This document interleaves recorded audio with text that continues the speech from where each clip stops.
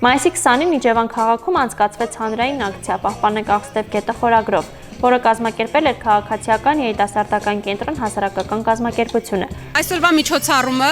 հանրային ակցիա է Աղստև գետի պահպանության համար եւ կարեւոր է համարում ընդգծել, որ սա ոչ միայն բնապահպանական կոնտեքստ ունի այս միջոցառումը, այլև Աղստևը համարվում է Իջևանի այցեքարտը եւ նրան մաքուր անաղարտ պահելը մեզանից յուրաքանչյուրի համայնքային պատասխանատվությունն է։ Միջոցառման նպատակը գետի աղտոտման խնդիրն արձանագրելն ու հանրային իրազեկվածության բարձրացումն էր։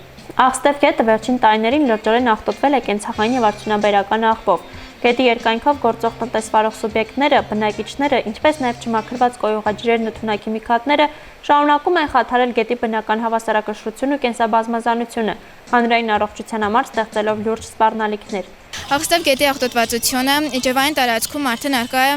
շատ տարիներ։ Եվ նույն որոշ տարածքներում դրված են տեսախցիկներ, որոնք պետք է վերահսկեն խախտումները։ Շարունակելու ենք այսպիսի միջոցառումներ կազմակերպել եւ պայքարենք նրա համար, որ Աղստև գետը վերջապես մաքրվի, քանի որ այն ազդում է նաեւ մեր առողջության վրա, ինչքան աղտոտված է այս գետը, այնքան նաեւ մեր համար է դա վնասակար, մեր առողջության համար, մեր ապագայի համար։ Միջոցառմանը միացել էին համայնքային կառույցների ներկայացուցիչներ, անհատ ակտիվիստներ, մշակութային գործիչներ, ինչպես նաև Երևանի պետական համալսարանի Իջևանի մասնաճյուղի կիրառական արվեստի ֆակուլտետի ուսանողներ։ Վերջիններս հանդես եկան բացօթյա պլենումի ձևաչափով, արվեստի միջոցով բարձրաձայնելով այն խնդիրները, որոնց առջև կանգնած է գետը։ Նկարս նկարել եմ հիմնականում գետը առանց աղբի,